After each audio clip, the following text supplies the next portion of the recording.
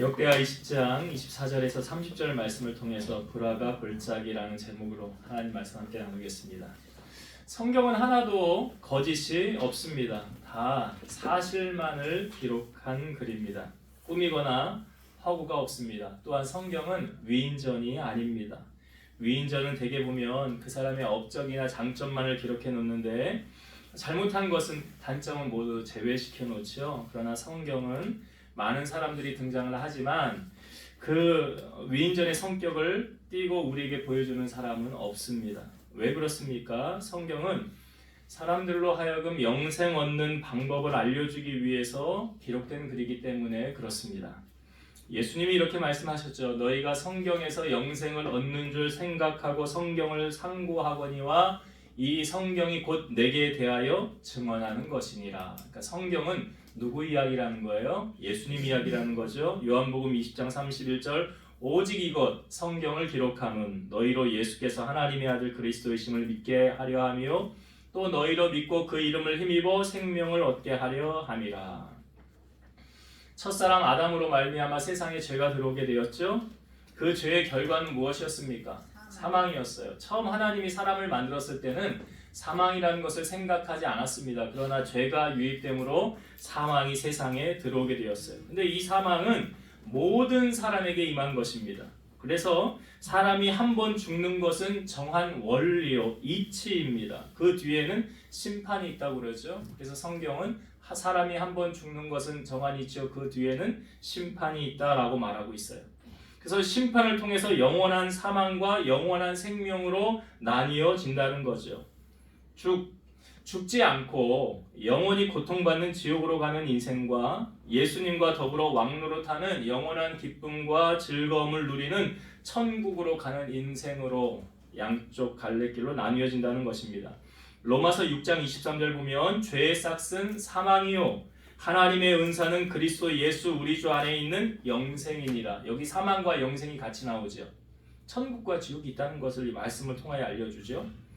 그러니까 여러분 영원한 사망과 영원한 생명으로 나뉘어지는데 영생이란 무엇입니까? 성경에서 영생이란 이것이다 라고 우리에게 알려주는 말씀이 있죠. 요한복음 17장 3절 영생 곧 유일하신 참 하나님과 그가 보내신 자 예수 그리스도를 아는 것이니라. 영생은 뭐래요? 유일하신 하나님과 또 그가 보내신 하나님이 보내신 예수 그리스도를 아는 자만이 영생을 얻을 수 있다는 거예요. 그러니까 예수님으로 통하지 않고는 천국에 갈 수 없다는 것입니다. 여러분 이 땅에 종교가 많죠. 다른 종교는 사람이 먼저 찾아서 그 종교를 발걸음을 나아가는 것이지만 기독교는 하나님의 선택과 부르심으로 나아간다는 사실을 아시죠? 칼빈의 5대 교리 보면 전적 타락, 인간은 죄 가운데 타락하게 되었죠. 그 다음에 무조건적인 선택이 있습니다. 하나님께서 그냥 선택해 주신 거예요. 어떤 조건이 없어요. 그래서 무조건적 선택이라고 그러죠. 그리고 제한 속죄입니다. 제한 속죄라는 것은 예수님의 십자가의 죽으심이 모든 사람에게 다 죄를 해결해 주기 위한 주님의 십자가를 지신 것이지만 그것을 믿는 사람만 구원을 받는 거예요. 그래서 제한 속죄라는 거예요. 그 다음에 불가항력적 은혜. 하나님의 은혜는 우리가 거절할 수 없는 거라는 거예요. 사도 바울이 다메섹에서 일방적으로 하나님이 그를 만나주신 거 아닙니까? 이게 불가항력적인 은혜예요. 그리고 마지막이 성도의 견인입니다.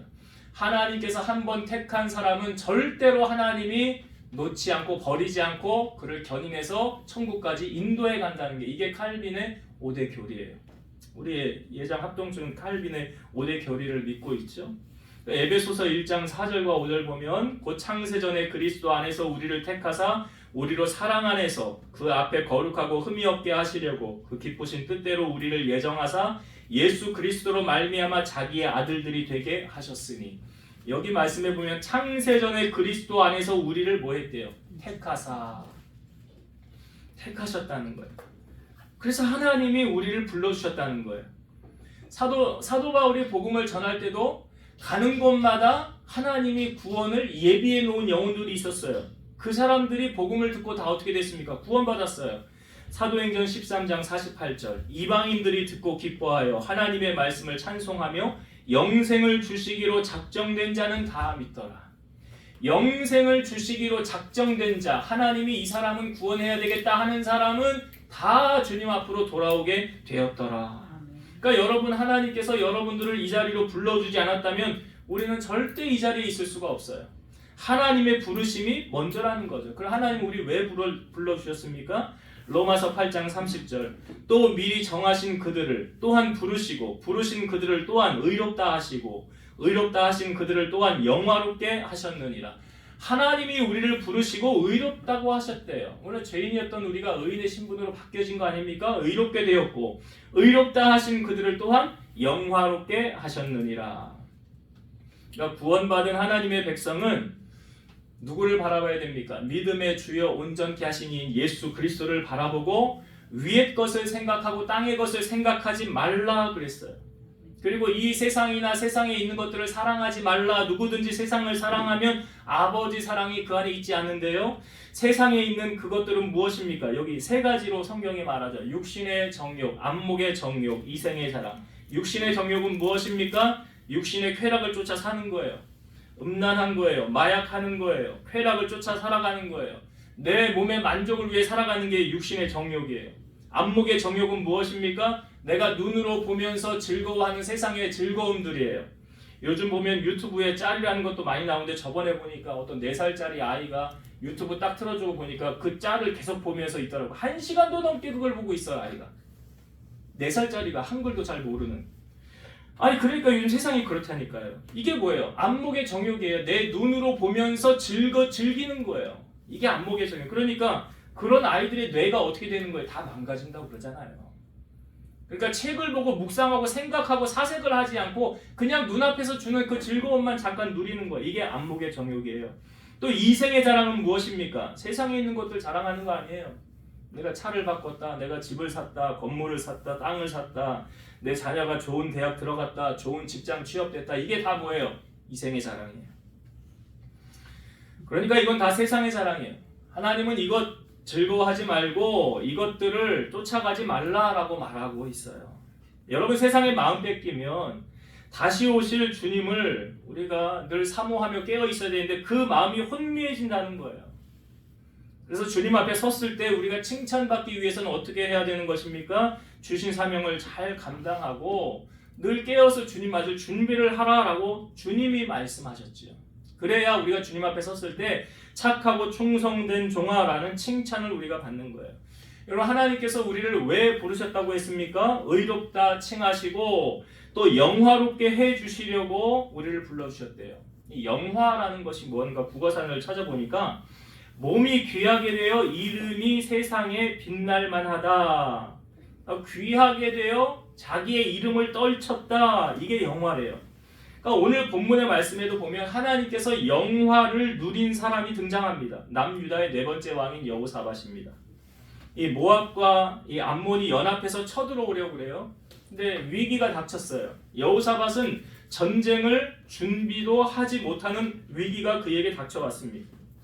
여러분, 그 사람의 믿음의 수준의 분량이 어느 정도인지를 우리가 알 수 있을 때가 언제냐면 위기를 만났을 때 그 사람의 진면목이 드러나는 거예요. 위기가 오면 그 사람이 진짜 신앙인인지 가짜 신앙인인지 딱 분별이 되는 거예요. 고난을 대처하는 그 자세를 보면 이 사람은 정말 신앙인이었구나. 저 사람은 진짜인 줄 알았는데 가짜였구나 라는 것이 어떻게 판명이 됩니까? 여러분, 위기 속에서 하나님만을 바라보고 기도로 엎드려 기도로 승부하는 사람은 누가 봐도 진짜 신앙인 맞지요. 근데 위기 속에 하나님은 찾지 않고 세상적인 방법으로 자기의 문제를 해결하려고 사람을 찾아다니고 도와달라고 한다면 이 사람은 진짜 신앙인이라고 보기는 어렵겠지요. 믿음 좋은 사람은 그래서 어려움이 닥쳤을 때 하나님 앞에 엎드려서 기도합니다. 도와달라고 그래요. 오늘 본문에 보니까 바로 여호사밧이 기도했어요. 자, 여호사밧이 지금 연합군이 쳐들어온다는 소식을 듣고 그가 어떻게 했는가? 성경을 한번 찾아볼까요? 자, 20장 3절과 4절을 한번 보겠습니다. 역대하 20장 3절과 4절의 말씀. 여호사밧이 두려워하여 여호와께로 낯을 향하여 간구하고 온 유다 백성에게 금식하라 공포하매 유다 사람이 여호와께 도우심을 구하려 하여 유다 모든 성읍에서 모여와서 여호와께 간구하더라. 지금 여호사밧이 두려웠더라 나오잖아요. 두려워요. 위기가 닥치니까. 연합군이 쳐들어온다고 하는데 전쟁할 준비는 안 되어 있고 급하게 쳐들어오면 나라를 잃을 위기도 있고 어려움도 닥치니까. 그런데 그때 여호사밧이 어떻게 했대요? 여호와께로 낯을 향하여 자기의 얼굴을 하나님께로 향하여 뭐 했다는 것입니까? 백성들에게 금식하라 공포하고 우리가 하나님의 도우심을 구하자 하면서 기도했다는 거예요. 여호사밧이 이 기도의 핵심적인 이 기도 내용이 이제 쭉 나오는데요. 12절에 이 마지막 절이거든요. 자, 여호사밧이 어떻게 하나님에게 도움을 구했느냐? 12절 볼게요. 우리 하나님이여 그들을 징벌하지 아니하시나이까? 우리를 치러오는 이 큰 무리를 우리가 대적할 능력이 없고 어떻게 할 줄도 알지 못하고 오직 주만 바라보나이다. 지금 이 상황에서 우리가 어떻게 해야 될지 모르겠습니다. 어떤 작전을 세워야 될지도 모르겠고요. 누구에게 도움을 청해야 될지도 모르겠습니다. 그러니 내가 할 수 있는 것은 이거 뭐예요? 오직 주만 바라봅니다. 여러분 하나님의 입장에서 여호사밧이 얼마나 기특할까요? 그렇지 않겠어요? 하나님의 입장에서 여호사밧이 얼마나 사랑스러울까요? 이렇게 하나님만 의지하는데 하나님이 안 도우시면 말이 안 되는 거잖아요. 이 전쟁은 이제 여호사밧의 전쟁이 아니에요. 여러분 우리의 신앙의 문제도 그렇습니다. 어떠한 문제든지 나의 문제를 하나님께 맡기면 그 다음부터 이 문제는 누구 문제예요? 하나님 문제예요. 그래서 뭐 우리 이런 이야기들 많이 하잖아요. 교회에 들어올 때 보따리 짊어지고 많이 와서 여기다 딱 내려놓고 예배드리고 갈 때는 그냥 가야 되는데 그 보따리 다시 짊어지고 다시 돌아간다고. 그러지 마시라고요. 그게 뭐냐면 다 맡기고 가라는 거 아닙니까? 이제 여호사밧은 이 전쟁을 누구에게 맡긴 거예요? 하나님께 맡긴 거예요. 모압과 암몬과의 싸움은 이제 나의 싸움이 아니에요. 하나님이 나가서 싸워주시는 싸움이에요. 자, 그러니 하나님께서 여호사밧을 안 도우면 안 되잖아요. 만약에 전쟁에서 지면 이건 여호사밧 망신이 아니라 누구 망신이에요? 하나님 망신이잖아요. 그러니 하나님이 안 도울 수가 없죠. 자, 이 전쟁은 어떻게 됐습니까? 자, 성경을 또 한번 볼게요. 22절과 23절을 보겠습니다. 역대하 20장 22절 23절. 그 노래와 찬송이 시작될 때에 여호와께서 복병을 두어 유다를 치러온 암몬 자손과 모압과 세일산 주민들을 치게 하심으로 그들이 패하였으니 곧 암몬과 모압 자손이 일어나 세일산 주민들을 쳐서 진멸하고 세일 주민들을 멸한 후에는 그들이 서로 쳐 죽였더라. 여러분 성경 보면 희한한 일이 일어났죠? 희한한 일이 일어났어요. 22절에 보니까 그 노래와 찬송이 시작될 때 여호와께서 뭘 두었대요? 복병을 두었대잖아요. 누가 복병을 뒀다고요? 하나님께서 복병을 뒀대요. 근데 이 복병이 뭔지 아십니까? 복병이 성경을 잘 보세요. 여기 연합군들이 지금 모였잖아요. 그 안에 자기들끼리 서로 치고받고 싸우게 하신 거예요. 다른 군대를 하나님이 데려와서 그들을 친 게 아니라 지금 연합을 해서 치러왔던 그 사람들 자기들끼리 서로 싸우고 치고받고 해서 그 사람들은 어떻게 다 됐다는 거예요? 다 죽었다는 거예요. 서로 치고받고 싸워서 죽은 거예요. 이게 뭐예요? 이게 하나님이 하시는 일이잖아요. 그러니까 이렇게 해서 전쟁이 이겼어요. 하나님이 이기게 하시면 어떤 방법을 통해서든지 하나님이 이기게 하십니다. 참 우리가 상상할 수 없는 방법으로 하나님 일하시죠. 자, 여호사밧이 이 전쟁에서 이긴 다음에 오늘 우리가 읽은 본문에 보면 전쟁에서 이긴 여호사밧에게 세 가지 축복이 따라와요. 자, 그 세 가지 축복을 한번 살펴보려고 합니다. 첫 번째, 여호사밧에게 어떠한 하나님의 축복이 주어졌느냐? 25절의 말씀. 자, 오늘 우리가 읽은 본문의 25절을 다시 읽어볼게요. 여호사밧과 그의 백성이 가서 적군의 물건을 탈취할세 본즉 그 가운데에 재물과 의복과 보물이 많이 있으므로 각기 탈취하는데 그 물건이 너무 많아 능히 가져올 수 없을 만큼 많음으로 사흘 동안에 거두어 드리고. 지금 어떤 일이 벌어졌습니까? 이 전쟁을 하고 나는데 그 사람들 다 죽었지요. 죽은데 이제 전쟁터에 가 보니까 거기에 뭐가 많았대요? 보물이 많았다는 거예요.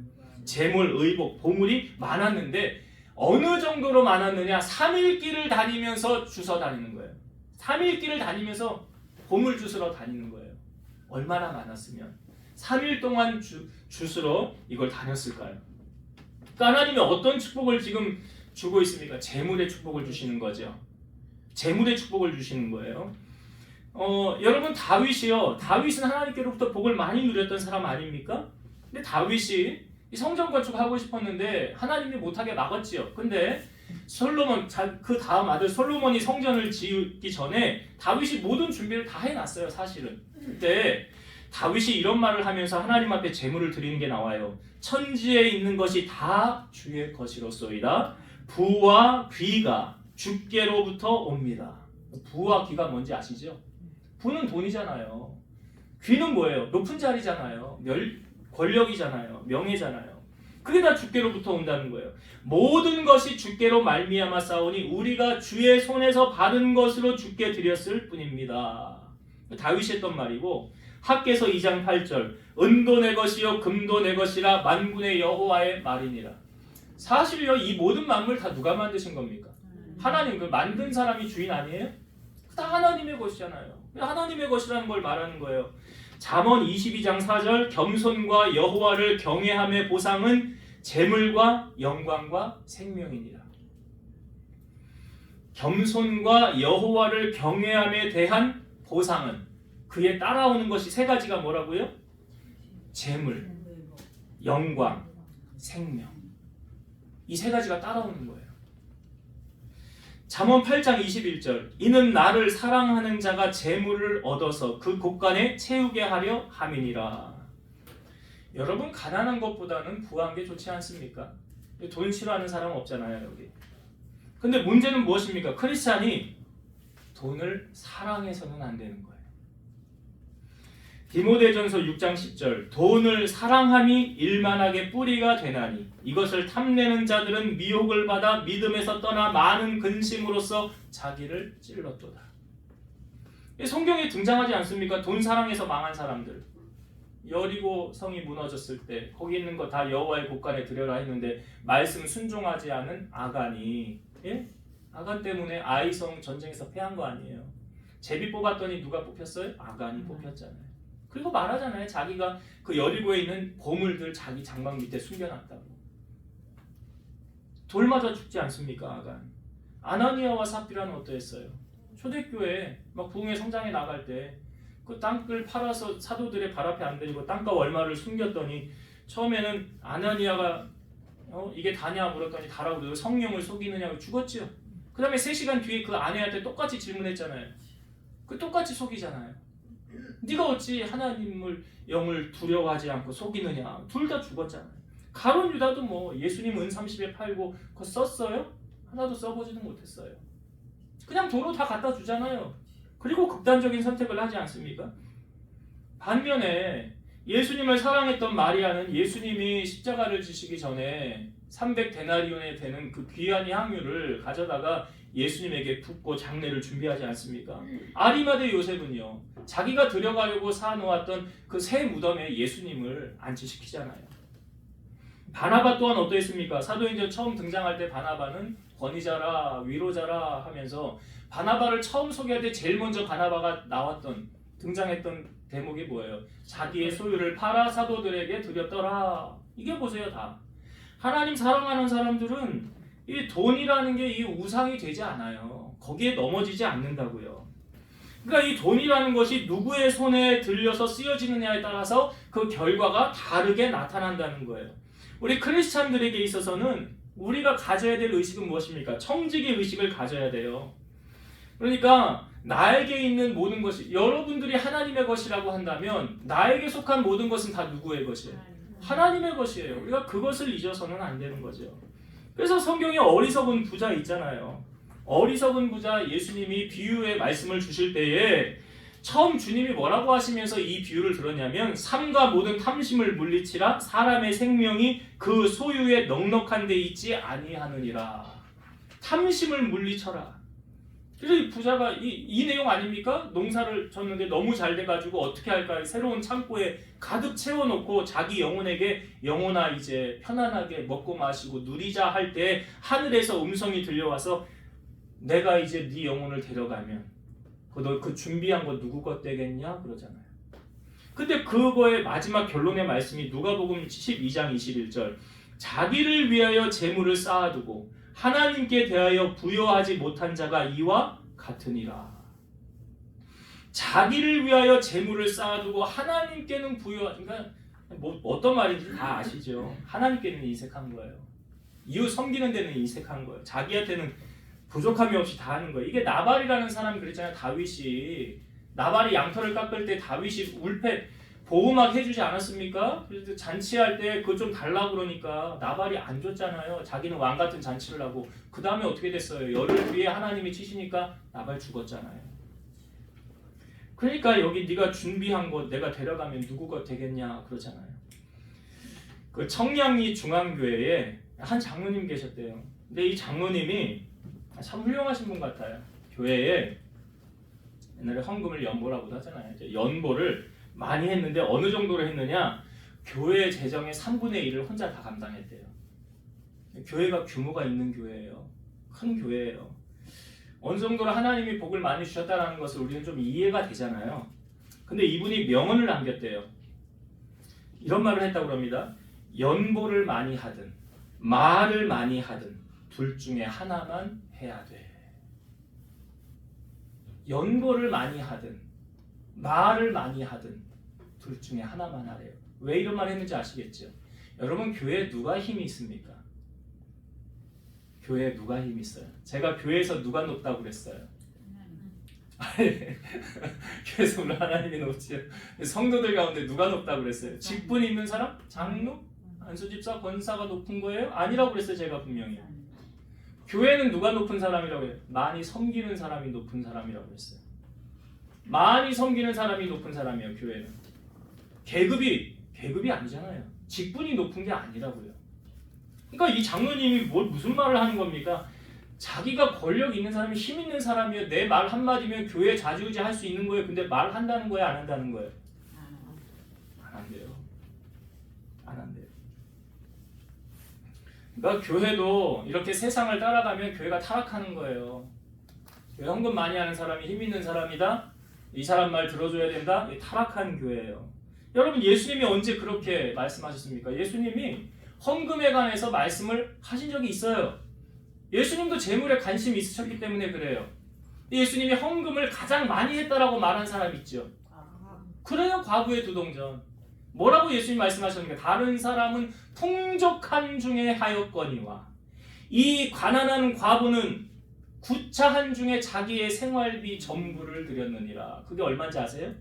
오늘날로 말하면 한 번 목욕할 만한 값어치래요. 요즘 목욕 한 번 10,000원이면 하나요? 하여튼 그 정도 그 당시 수준으로 그걸 했는데 주님은 이 사람이 헌금을 가장 많이 했다. 그러니까 주님이 보는 것은 양을 보는 게 아니잖아요. 주님은 상대적인 거잖아요. 중심을 보시는 거잖아요. 그러니까 사람의 기준과 하나님의 기준이 다른 거예요. 여러분 물질의 복도 하나님께서 지금 보니까 여호사밧에게 주시잖아요. 하나님의 때에 주시는데 하나님이 고민하시죠. 내가 너 복 주었을 때 너 이것으로 타락할 것 같으면 내가 줘야 되냐 말아야 되냐. 하나님보다 물질을 더 사랑할 것 같으면 하나님이 고민하시잖아요. 줬는데 괜히 나 이제 하나님 믿을 이유가 없네요. 내가 복 받으려고 교회 나왔는데 지금까지 나 복 받았으니까 이제 세상으로 갑니다. 그러면 아니 받음만 못한 거 아니에요. 그러니까 오늘 본문의 여호사밧처럼 우리의 중심을 하나님 앞에 보인다면 하나님께서는 우리에게 많은 것으로 맡기시겠죠. 청지기 사명 잘 감당하라고 많은 것 주시겠죠. 어떤 사람에게는 많은 것을 맡기고 어떤 사람에게 적은 걸 맡기겠죠. 왜? 각자가 감당할 만큼 하나님이 주시지 않겠어요? 바라기는 오늘 여호사밧이 하나님께로부터 받은 이 축복이 너무나 많았잖아요. 여러분들도 이런 하나님의 축복을 누리는 주인공 되시기를 주의 이름으로 축원드립니다. 둘째 여호사밧이 누렸던 축복은 무엇이냐? 자, 27절을 보겠습니다. 유다와 예루살렘 모든 사람이 다시 여호사밧을 선두로 하여 즐겁게 예루살렘으로 돌아왔으니 이는 여호와께서 그들이 그 적군을 이김으로써 즐거워하게 하셨습니다. 하나님이 주시는 두 번째 축복은 뭐예요? 즐거움이에요. 즐거움. 이거를 기쁨이라고도 하고 희락이라고도 합니다. 성령의 열매 가운데 한 가지요. 사랑, 희락 두 번째로 나오는 거죠. 여러분들은 언제 기쁘십니까? 한번 여러분 자신을 돌아보세요. 내가 최근에 가장 기뻐했던 적이 언제였나? 우리가 아시안컵 그 스포츠 할 때 운동 좋아하시는 분들은 16강전 우리가 사우디 이겼을 때 기뻤죠. 8강에서 호주 이겼을 때 기뻤죠. 자, 4강에서 요르단에게 졌어요. 2대0으로. 기뻤습니까? 기쁜 사람 없죠. 참 그래요. 이겼을 때는 기쁜데 졌을 때는 우울감, 패배감이 온다는 거죠. 여러분, 우리의 인생도 싸움의 연속 아닙니까? 그렇잖아요. 축구는 스포츠, 딱 경기 결과가 딱 판정이 되지만 우리 인생도 어떤 싸움에서 이기면 즐거울 것이고 지면 괴로울 거예요. 근데 여러분, 싸움의 승패가 누구의 손안에서 결정되어집니까? 잠언 21장 31절 싸울날을 위하여 마병을 예비하거니와 이김은 여호와께 있느니라. 이김은 누구 손안에 있대요? 그러니까 29절에도 보면 이방 모든 나라가 여호와께서 이스라엘의 적군을 치셨다 함을 듣고 이방 모든 나라가 여호사밧이 야 하나님이 도와서 이겼대, 하나님이 함께해서 이겼대 라는 것을 다 알더라는 거예요. 주변의 나라. 왜냐하면 아니 저 나라가 분명히 질 텐데 싸울 준비도 안 했는데 어떻게 이겼어? 아 하나님이 도와줬구나. 이거예요 답이. 시편 24편 8절 영광의 왕이 누구시냐? 강하고 능한 여호와시요 전쟁에 능한 여호와시로다. 하나님이 싸움 잘하신대요. 전쟁에 능한 여호와시라고 그러잖아요. 하나님이 싸웠다 하면 이기는 거예요. 하나님은 전쟁에 패배한 적이 없어요. 그럼 여러분, 아니 하나님이 나의 편이 되면 그 싸움은 보나마나 이기는 싸움 아닙니까? 사무엘이 통치하던 시대에 이스라엘 백성들이 미스바로 다 모이라고 그랬어요.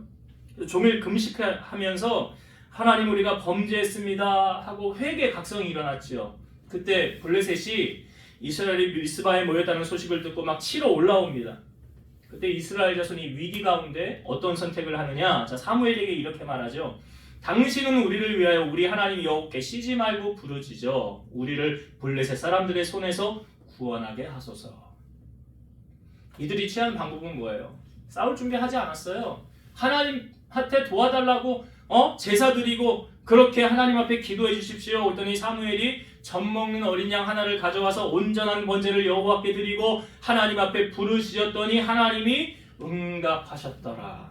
사무엘상 7장 10절 사무엘이 번제를 드릴 때에 블레셋 사람이 이스라엘과 싸우려고 가까이 오매 그날에 여호와께서 블레셋 사람에게 큰 우레를 발하여 그들을 어지럽게 하시니 그들이 이스라엘 앞에 패한지라. 하나님이 어떻게 했대요? 거기에 번개 떨어뜨렸대요. 블레셋 지방에 번개를 떨어뜨려가지고 싸워보지도 않고 블레셋은 패했어요. 여러분 성경에 보니까 기쁨의 근원은 누구시냐? 오늘 즐거움 주었다고 그랬잖아요. 기쁨의 근원이 누구시냐? 여러분 찬송가에 이 찬양 아시죠? 예수가 함께 계시니 시험이 오나 겁없네 기쁨의 근원 되시는 예수를 위해 삽시다. 기쁨의 근원 누구요? 예수님이 주시는 거예요. 그 기쁨은 누가 주시는 거라고요? 예수님이 주시는 거라고요. 여러분의 삶에 웃을 날이 많아지길 원합니까? 아니면 힘들고 짜증날 일이 많아지길 원합니까? 주님이 기쁨을 주시는 거예요. 내 안에 근심을 걷어가게 하시는 분도 주님이세요. 그래서 주님이 기쁨으로 내게 띠띠우실 때 내가 주님을 향하여 기쁘게 나아갈 수 있는 거예요. 지금 여호사밧이 위기 가운데 그 전쟁하기 전에 얼마나 두려움이 엄습해 왔습니까? 근데 전쟁에서 이기고 난 다음에 뭐가 왔어요? 하나님이 주시는 기쁨이 왔어요. 즐거움이 왔어요. 여러분 신앙생활하는 사람은 얼굴에 뭐가 있어야 돼요? 미소가 있어야 돼요. 기쁨이 있어야 돼요. 왜요? 성경에 항상 기뻐하라, 쉬지 말고 기도하라, 범사에 감사하라, 이게 하나님의 뜻이래잖아요. 그래서 여러분 교회 다니는 사람은 울상하고 다니는 거 아니에요. 한나도 어땠습니까? 하나님 앞에 기도하고 응답받은 다음에 그 다음부터 얼굴에 수색이 없었더라. 그래서 이게 뭐예요? 근심이 떠나갔더라. 나 하나님 응답해 주셨어. 이러한 신앙으로 우리가 나아갈 때 하나님의 주시는 기쁨을 우리가 누리며 살아가게 될 줄로 믿습니다. 이런 하나님의 기쁨이 여러분 삶에 넘치게 되기를 주의 이름으로 축원드립니다. 자, 여호사밧이 한 가지 더 받았던 축복이요, 30절에 나옵니다. 30절을 볼게요. 여호사밧의 나라가 태평하였으니 이는 그의 하나님이 사방에서 그들에게 평강을 주셨음이더라. 여호사밧의 나라가 태평했다는 게 뭐예요? 아무 근심 걱정이 없었다는 거예요. 이게 하나님이 사방에서 그들에게 뭘 줬대? 평강을 주셨더라. 그러니까 평강이면 마음에 걱정이 없고 편안함을 누리는 상태가 평강이에요.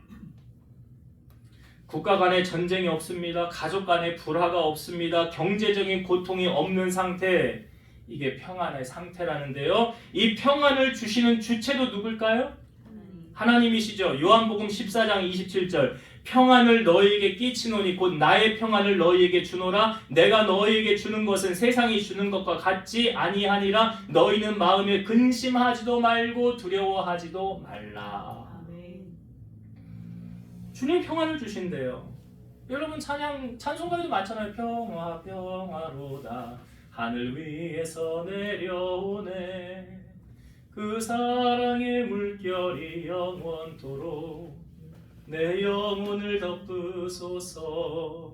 그 평화가 어디서 내려오는 거예요? 하늘에서 내려오는 거예요. 아까 제가 미스바 성에 말씀드렸죠. 그 미스바 성에서 전쟁에서 이긴 다음에 사무엘상 7장 14절 비슷한 말씀이 있어요. 블레셋 사람들이 이스라엘에게서 빼앗았던 성읍이 에그론부터 가드까지 이스라엘에게 회복되니 이스라엘이 그 사방 지역을 블레셋 사람들의 손에서 도로 찾았고 또 이스라엘과 아모리 사람 사이에 평화가 있었더라.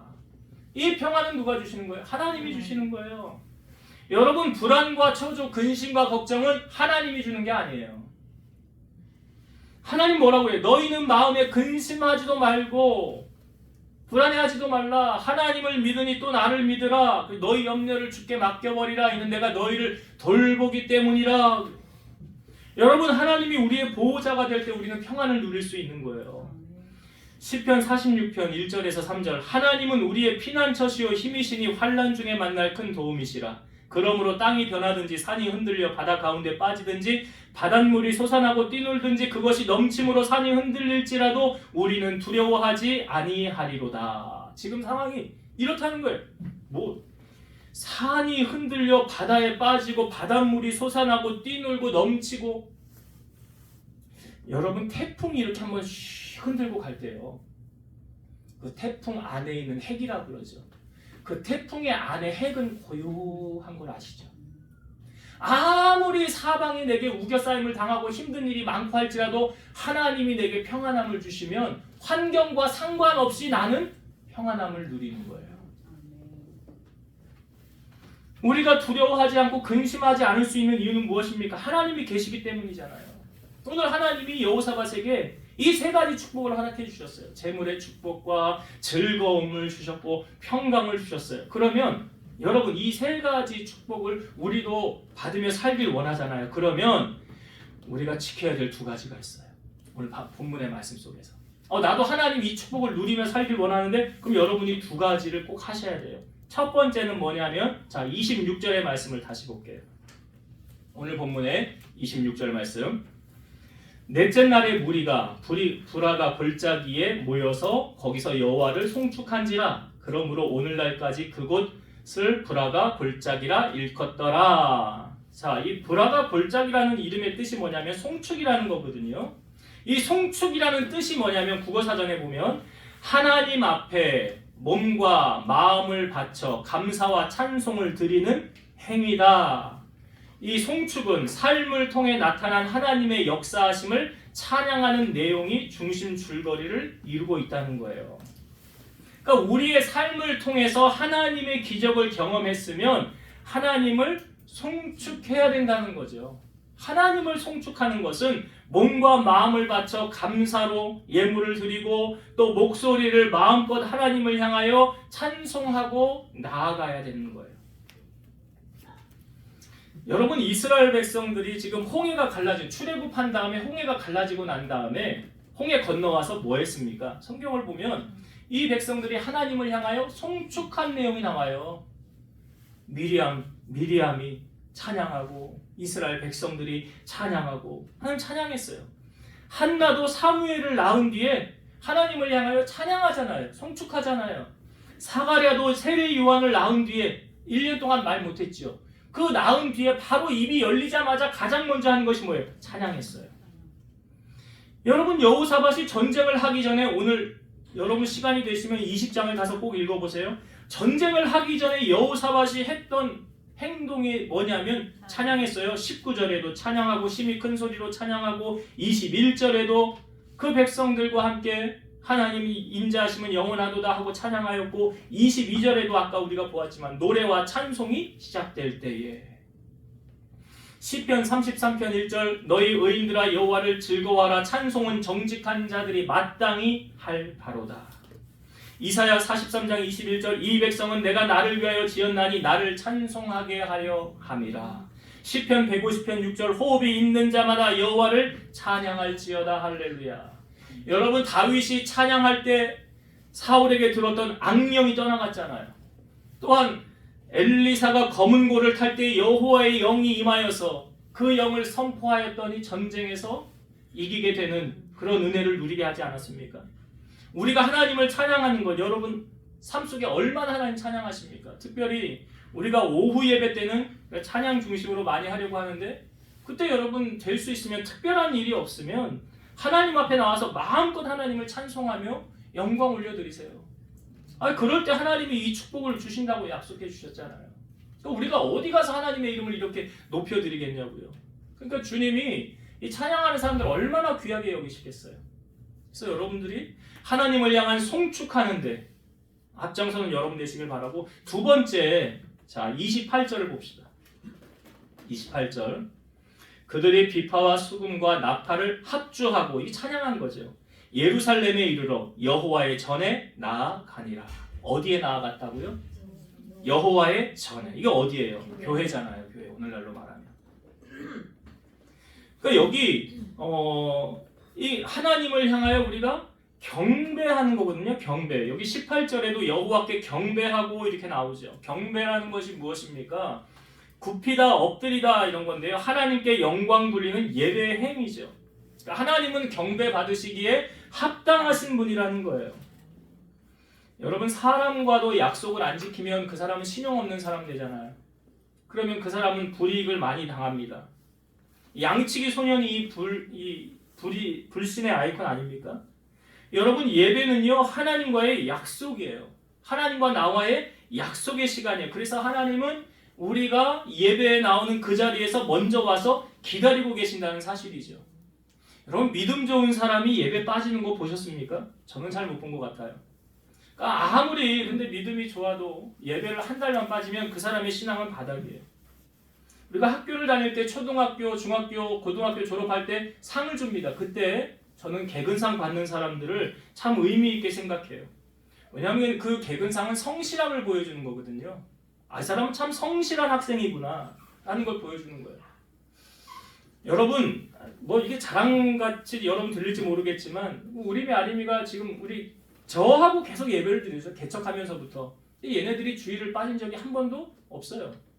뭐 부모가 교회 오니까 당연히 오겠지. 물론 그럴 수도 있어요. 근데 그것이 이 아이들의 신앙을 저는 바로 잡아준다라고 생각해요. 주일은 뭐 하는 날이다? 교회 가는 날이다.